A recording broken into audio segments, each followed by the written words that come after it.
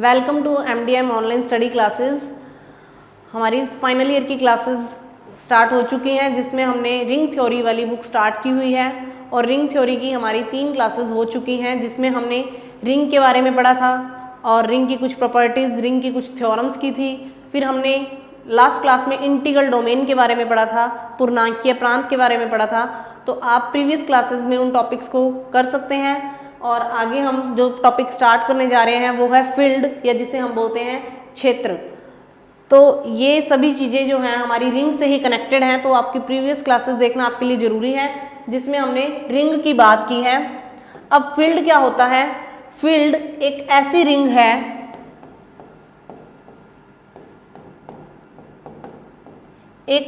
Ring है जो ring की प्रॉपर्टीज तो रखेगा ही, उसके साथ साथ कुछ नई प्रॉपर्टीज ये अपने पास रखेगा, जिसकी वजह से ये क्या कहलाएगा? फील्ड कहलाएगा या क्षेत्र कहलाएगा।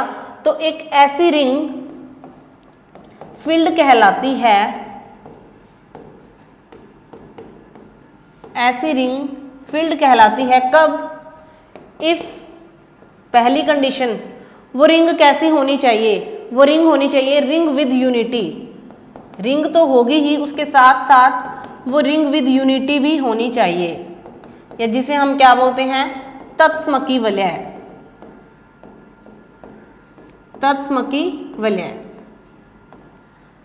सेकेंड प्रॉपर्टी, वो रिंग कम्यूटेटिव भी होनी चाहिए या क्रम विनिमय वलय होनी चाहिए। तो सेकेंड प्रॉपर्टी हो जाएगी कम्यूटेटिव रिंग, या जिसे हम बोलते हैं क्रम विनिमय वलय।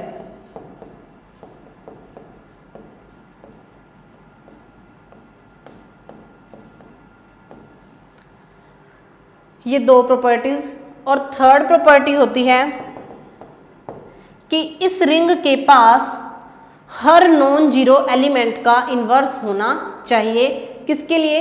सेकंड कंपोजिशन के लिए। अगर ये रिंग हम R प्लस क्रॉस लेते हैं तो प्लस के लिए तो ये रिंग क्या होता है? एक एबिलियन ग्रुप होता है। एबिलियन ग्रुप होता है मतलब इसके पास ग्रुप की चारों प्रॉपर्टीज होती हैं। कौन कौन सी? एसोसिएटिव, सेकंड हमारी होती है आइडेंटिटी, हर उसके पास आइडेंटिटी एलिमेंट होता है, और थर्ड होती है इन्वर्स, यानी उसके पास हर एलिमेंट का इस कंपोजिशन के लिए इन्वर्स होता है।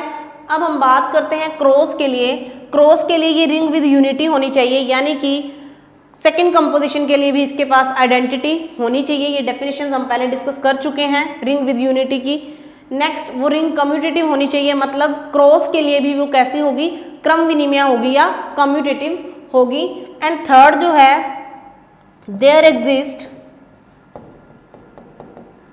Inverse of every non zero element.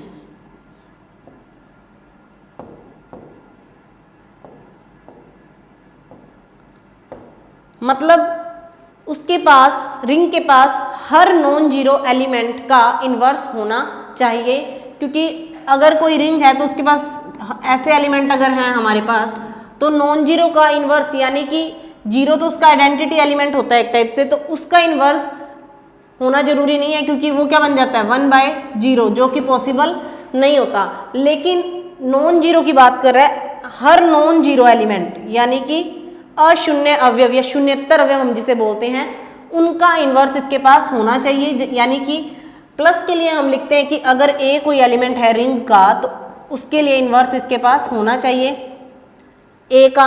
Cross की अगर हम बात करते हैं तो उसका इन्वर्स क्या होता है? क्रॉस के लिए 1/a होता है इन्वर्स। तो हर नॉन जीरो एलिमेंट का इन्वर्स अगर इस रिंग के पास है तो ये रिंग क्या बन जाती है? फील्ड बन जाती है। इसको हम क्या बोलते हैं? क्षेत्र कहते हैं। अब रिंग के पास जो प्रॉपर्टीज होती है वो आप लोगों को ध्यान ही है, रिंग में हम पढ़ चुके हैं रिंग के पास क्या क्या प्रॉपर्टीज होती हैं। रिंग प्लस के लिए क्या होता है? एक एबिलियन ग्रुप होता है, यानी प्लस के लिए उसके पास साहचर्यता, एसोसिएटिव प्रॉपर्टी होती है। सेकंड, आइडेंटिटी एलिमेंट उसके पास होता है। थर्ड, उसके पास हर एलिमेंट का इन्वर्स होता है प्लस के लिए। और फोर्थ, वो प्लस के लिए क्रम विनिमय या कम्यूटेटिव का क्या करता है? पालन करता है। अब बात करते हैं क्रॉस के लिए। तो रिंग जो है वो क्रॉस के लिए सिर्फ क्या होती है? सिर्फ एक सेमी ग्रुप होती है, यानी क्रॉस के लिए उसके पास एक ही प्रॉपर्टी होती है, कौन सी? एसोसिएटिव, या जिसे हम बोल सकते हैं साहचर्यता। लेकिन फील्ड के केस में उसके पास आइडेंटिटी एलिमेंट भी आ जाएगा क्रॉस के लिए, कम्यूटेटिव प्रॉपर्टी भी फॉलो होगी, और थर्ड उसके पास हर नॉन जीरो एलिमेंट का इन्वर्स भी आ जाएगा।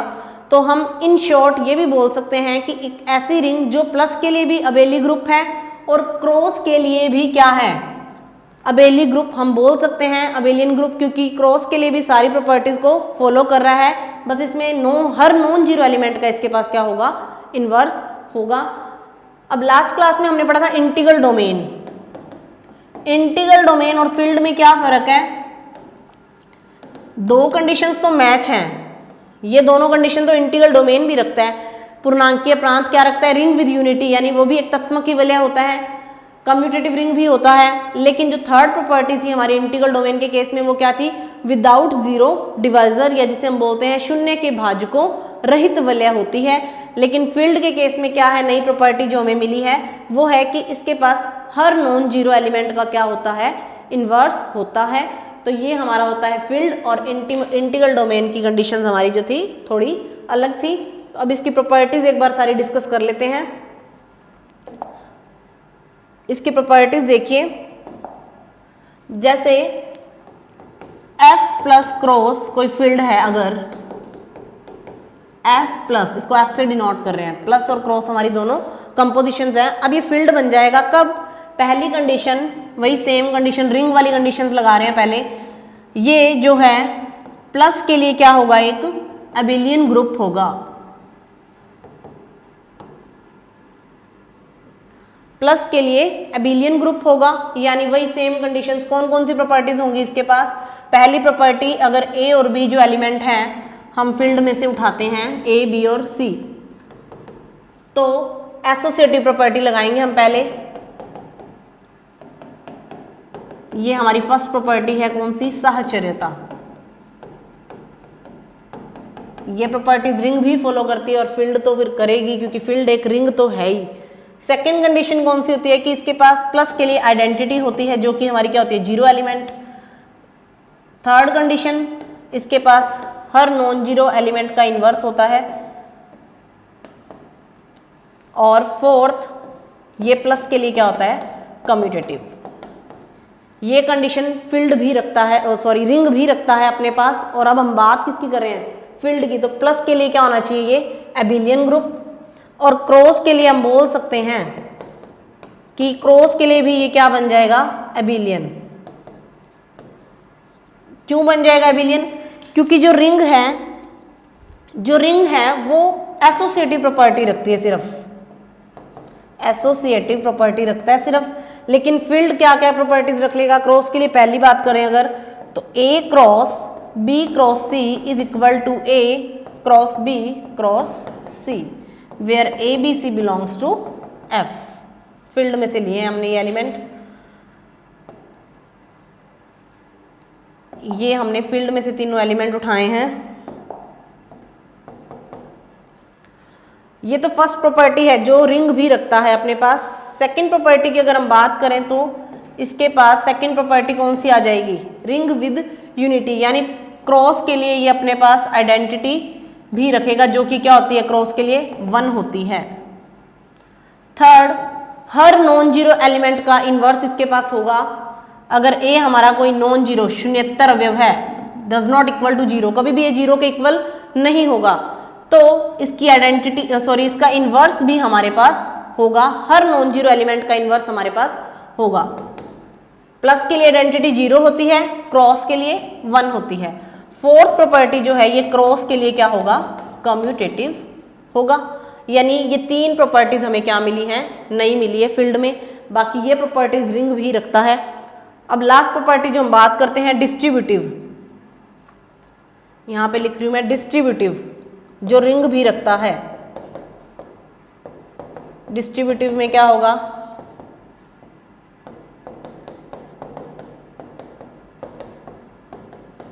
ये हमारी सारी की सारी प्रॉपर्टीज हैं, 1 2 3 4 और ये 5। ये पांचों तो रिंग के पास भी होती है और एक ही डिस्ट्रीब्यूटिव। ये तीन प्रॉपर्टीज जो हैं फील्ड के पास नई प्रॉपर्टीज हैं, फर्स्ट, सेकंड और ये लास्ट जो है ये सी वाली, ये फील्ड अलग से रखता है जो इंटीग्रल डोमेन के पास भी नहीं होती। तो ये होता है एक फील्ड। अब फील्ड के लिए अगर कोई एग्जांपल की बात करें तो हम सेट लेते हैं रियल नंबर का सेट, रियल नंबर का सेट लिया R, तो ये रियल नंबर का सेट जो है ये भी एक फील्ड होता है क्योंकि ये रिंग तो होता ही है। अब फील्ड होने के लिए इसके पास हर नॉन जीरो एलिमेंट का इन्वर्स भी होता है। रियल नंबर्स में आपको पता है रेशनल नंबर भी आते हैं और इरेशनल नंबर भी आते हैं, तो हर एलिमेंट का नॉन जीरो एलिमेंट का इन्वर्स भी इसके पास होता है। और रियल नंबर्स जो होते हैं वो कम्यूटेटिव प्रॉपर्टी को भी क्या करते हैं, फॉलो करते हैं। और रियल नंबर्स में हमारे पास 1 होता है, 1 जो कि क्रॉस के लिए क्या होता है, आइडेंटिटी एलिमेंट होता है या तत्समक अवयव होता है। तो R प्लस क्रॉस, इसका अगर हम एक एग्जांपल ले, रियल नंबर का जो सेट है, रियल नंबर्स का सेट एक क्या होता है, फील्ड होता है। तो ये बात थी फील्ड की। तो इंटीग्रल डोमेन और फील्ड में भी आपको डिफरेंस पता चल गया होगा कि कौन सी एक प्रॉपर्टी जो है फील्ड अलग से रखता है जो इंटीग्रल डोमेन के पास नहीं होती है। तो अब आगे बात करते हैं कुछ और डेफिनेशन की। एक बार फील्ड के लिए आप सारी प्रॉपर्टीज देख लीजिए कौन कौन सी प्रॉपर्टीज हैं। Ring with unity, commutative ring और हर नॉन जीरो एलिमेंट का इन्वर्स। तो ये होता है क्षेत्र। अब आगे चलते हैं। अब डेफिनेशन देखते हैं एक डिवीजन रिंग और स्क्यू फील्ड।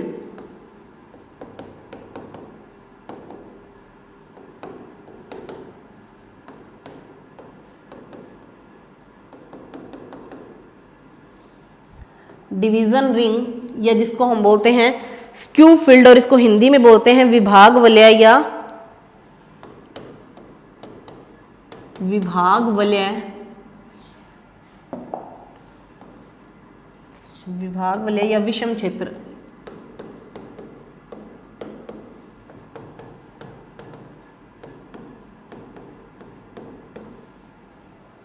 डिवीजन रिंग या जिसको हम स्क्यू फील्ड भी बोलते हैं, क्या होता है, मतलब इसके नाम में स्क्यू फील्ड मतलब फील्ड की कुछ प्रॉपर्टीज तो ये रखेगा। तो ऐसी रिंग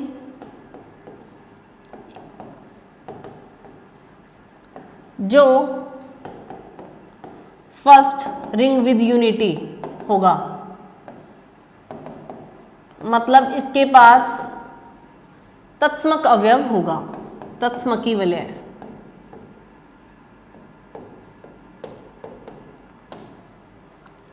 तत्समकी वलय या फिर हम जिसको क्या बोल सकते हैं, रिंग विद यूनिटी। इसके पास आइडेंटिटी एलिमेंट होगा। सेकंड कंडीशन वही सेम, हर नॉन जीरो एलिमेंट का इन्वर्स होगा। There exist inverse of every non zero element.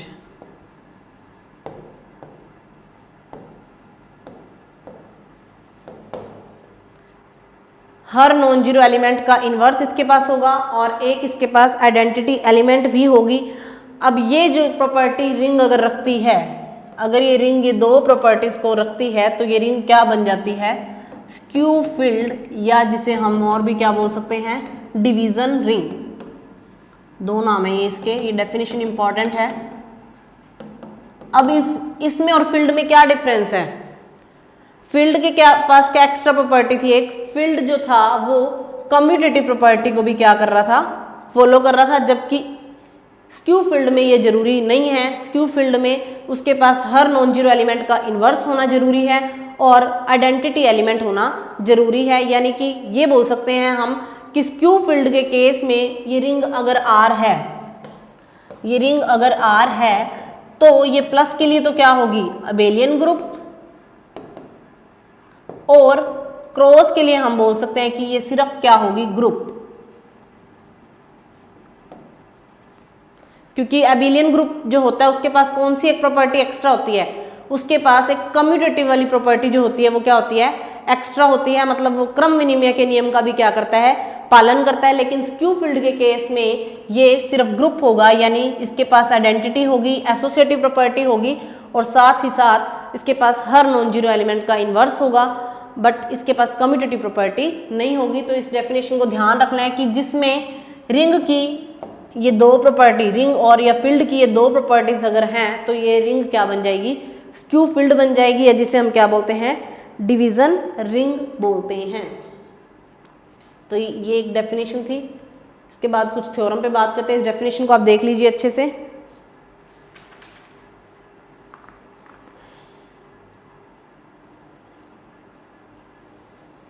तो इसकी डेफिनेशन से हमें एक बात तो कंफर्म पता चलेगी कि जो भी फील्ड होगा, अभी हमने फील्ड की डेफिनेशन पढ़ी थी कि जो भी फील्ड है वो स्क्यू फील्ड तो हमेशा होगा,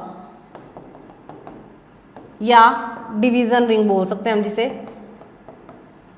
यानी फील्ड जो है वो स्क्यू फील्ड तो हमेशा होगा या डिवीजन रिंग तो हमेशा होगा, क्योंकि फील्ड के पास तो तीन प्रॉपर्टीज हैं, ये दोनों तो हैं, ये एक और एक्स्ट्रा प्रॉपर्टी है। तो फील्ड स्क्यू फील्ड या डिवीजन रिंग तो होगा ही होगा, बट स्क्यू फील्ड हो ये जरूरी नहीं है, क्योंकि स्क्यू फील्ड में हमारे पास जो है थर्ड प्रॉपर्टी की कम्यूटेटिव प्रॉपर्टी जो है वो जरूरी नहीं है फॉलो हो। तो स्क्यू फील्ड का फील्ड होना जरूरी नहीं है, लेकिन फील्ड जो है वो हर केस में स्क्यू फील्ड या फिर डिवीजन रिंग होगा। तो इनकी डेफिनेशन से हमें ये पता चला है कि फील्ड का स्क्यू फील्ड होना जरूरी है। तो ये एक डेफिनेशन की डिस्कस की हमने। अब बात करते हैं एक थ्योरम की। इंपॉर्टेंट थ्योरम है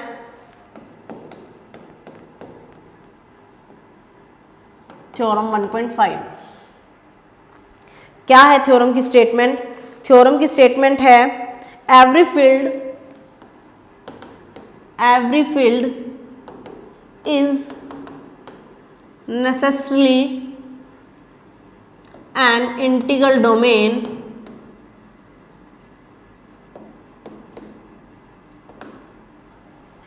but converse is not true।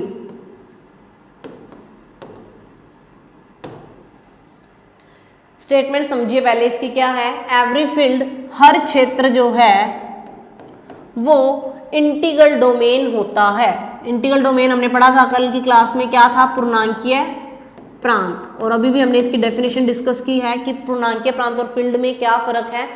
तो वो कह रहे हैं हर क्षेत्र जो है वो पूर्णांकीय प्रांत होता है, लेकिन इसका विलोम सत्य नहीं है। मतलब इसका ये हुआ कि फील्ड तो पूर्णांकीय प्रांत होगा ही होगा, लेकिन पूर्णांकीय प्रांत फील्ड हो ये जरूरी नहीं है। तो इस थ्योरम को हमने प्रूव करना है। कैसे प्रूव करेंगे? हम एक फील्ड लेंगे और उस फील्ड को इंटीग्रल डोमेन प्रूव करके दिखाएंगे। और कैसे करके दिखाएंगे? अब आप लोगों को इसकी डेफिनेशन आनी बहुत जरूरी है, जो हमने लास्ट क्लास में पढ़ी थी इंटीग्रल डोमेन की, और अभी हमने फील्ड की पढ़ी थी। तो इनमें क्या डिफरेंस है कि इंटीग्रल डोमेन के पास कौन सी एक प्रॉपर्टी एक्स्ट्रा होती है, वो जो होता है कम्यूटेटिव रिंग और रिंग विद यूनिटी तो होता ही है, लेकिन उसके साथ साथ वो रिंग विदाउट जीरो डिवाइजर होता है। जबकि फील्ड में ऐसा हमने नहीं पढ़ा था। फील्ड में हमने पढ़ा था कि उसके पास ring with unity, commutative ring और third property every non zero element का इन्वर्स उसके पास था। हर नॉन जीरो एलिमेंट का इन्वर्स उसके पास एग्जिस्ट करता था। तो अब इसको पूर्णांकीय प्रांत प्रूव करवाना है। आप मान लीजिए let F be a field. अब अगर वो फील्ड है तो वो क्या होगा, एक रिंग विद यूनिटी भी होगा। F is ring with unity and a commutative ring.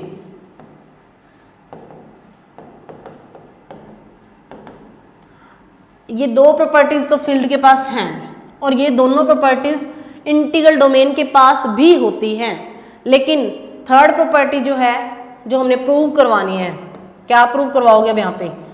F is a without zero divisor ring.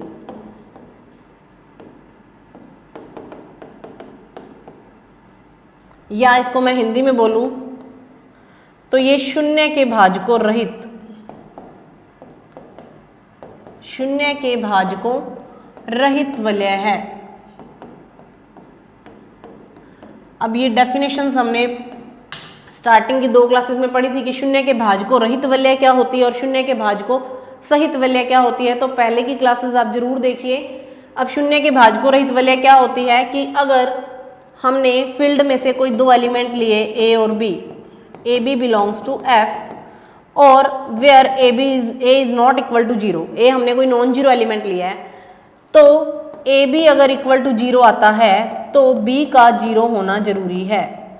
यानी विदाउट जीरो डिवाइजर की डेफिनेशन क्या होती है, अगर A B is equal to zero तो या तो ए जीरो या बी जीरो, ये कंडीशन फॉलो होनी जरूरी है। लेकिन हमने यहाँ पे ए को कैसा ले लिया है, नॉन जीरो, तो हमने प्रूफ क्या करवाना है कि बी तो जीरो होगा ही होगा। अगर बी जीरो होगा तभी ये एफ क्या बनेगा, विदाउट जीरो डिवाइजर बनेगा और तभी ये एक इंटीग्रल डोमेन बनेगा। तो थ्योरम की पिक्चर आपको समझ में आ गई होगी कि हमने प्रूफ क्या करवाना है। एक्चुअल में दो प्रॉपर्टीज तो हमारे पास हैं, कौन कौन सी, इंटीग्रल डोमेन की दो प्रॉपर्टीज हैं, ring with unity and second commutative ring. Third property है जो एक की प्रूफ करवानी है कि ये कैसी रिंग है विदाउट जीरो डिवाइजर। तो अगर डेफिनेशंस आपको अच्छे से आती है तो आपके लिए थ्योरम्स कहीं भी टफ नहीं है, आपको पता होगा कि हमने क्या प्रूफ करवाना है।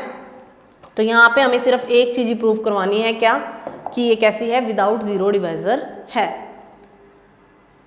अब F कैसा है, एक तो रिंग विद यूनिटी है, एक क्या है, कम्यूटेटिव रिंग है। अब हम लेंगे कि F के पास there exist inverse of every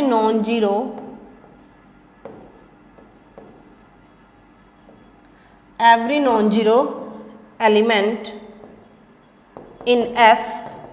मतलब ये दो प्रॉपर्टीज तो जो फील्ड के पास हैं, उसके अलावा तीसरी प्रॉपर्टी क्या है कि उसके पास हर शून्येतर अवयव का इन्वर्स पड़ा है, हर शून्येतर अवयव का इन्वर्स पड़ा है। तो अभी तक तो जो गिवन था वो लिखा है कि ये दो चीजें हमें गिवन थी और ये हमने प्रूव करके दिखानी थी। अब हम थ्योरम को क्या करते हैं, स्टार्ट करते हैं। अभी तक हमने सिर्फ थ्योरम की स्टेटमेंट समझी कि क्या प्रूफ करना है, क्या हमें लेकर चलना है। तो अब हम करते हैं इसका प्रूफ स्टार्ट। कैसे करेंगे कि let A is not equal to zero, कोई नॉन जीरो एलिमेंट लिया ए, जो कहाँ पड़ा है, फील्ड में पड़ा है। अगर ए नॉट इक्वल टू जीरो यानी नॉन जीरो एलिमेंट है और वो फील्ड में पड़ा है, तो ये बात हम बोल सकते हैं कि ए इनवर्स भी एफ के पास होगा। क्यों होगा, बाय डेफिनेशन ऑफ फील्ड, कि उसके पास हर नॉन जीरो एलिमेंट का क्या होता है, इनवर्स होता है। तो ए इनवर्स भी कहाँ आ गया, फील्ड के पास आ गया। अब हमने जो एफ को है वो प्रूफ क्या करवाना है, विदाउट जीरो डिवाइजर। इसके ऊपर हम पहले भी थ्योरम कर चुके हैं विदाउट जीरो डिवाइजर पे। तो क्या करवाना होता है, विदाउट जीरो डिवाइजर के केस में हम लेकर चलते हैं A B belongs to F such that हम A B is equal to zero लेकर चलेंगे। ये हम इक्वल जीरो लेकर चलेंगे और हमें प्रूफ क्या करवाना है, हमें बी को जीरो लेकर आना है। क्यों, क्योंकि विदाउट जीरो डिवाइजर के केस में अगर ए जीरो नहीं है, हमने ए को पहले ही नॉन जीरो एलिमेंट ले लिया, इट मीन्स बी का तो जीरो होना जरूरी है, तभी ये विदाउट जीरो डिवाइजर बनेगा। तो ये हम लेकर चलेंगे और ये हम प्रूफ करेंगे। तो यहाँ से स्टार्ट करते हैं। अब हमें पता है कि एफ एक फील्ड है तो ये एसोसिएटिव प्रॉपर्टीज और सारी प्रॉपर्टीज को फॉलो करता है। और इसके पास एक एलिमेंट पड़ा है ए इनवर्स भी इसके पास पड़ा है। तो अगर ये चीज हम लेकर चले हैं तो बोथ साइड लेफ्ट मल्टीप्लाई अगर हम ए इनवर्स का कर दें तो कोई इफेक्ट नहीं पड़ेगा। ए इनवर्स भी तो फील्ड का ही एलिमेंट है ना, बाहर से तो नहीं उठाया कोई एलिमेंट हमने, फील्ड के ही एलिमेंट का बोथ साइड हम मल्टीप्लाई करवा सकते हैं। हमें कैसे पता चला ये फील्ड में है, क्योंकि ये नॉन जीरो एलिमेंट है, नॉन जीरो है तो इसका इनवर्स तो फील्ड के पास होगा ही होगा। तो यहाँ से हम ये कंडीशन लेकर चले। अब हमें पता है फील्ड जो है वो क्रॉस के लिए क्या होता है, एसोसिएटिव प्रॉपर्टी को फॉलो करता है। तो यहाँ पे हम क्या लगा देंगे, एसोसिएटिव प्रॉपर्टी। ये हमने यहाँ क्या लगाई है, एसोसिएटिव प्रॉपर्टी। आपको साइड में सारे रीजन देने होते हैं थ्योरम जब भी हम करते हैं बाय एसोसिएटिव प्रॉपर्टी।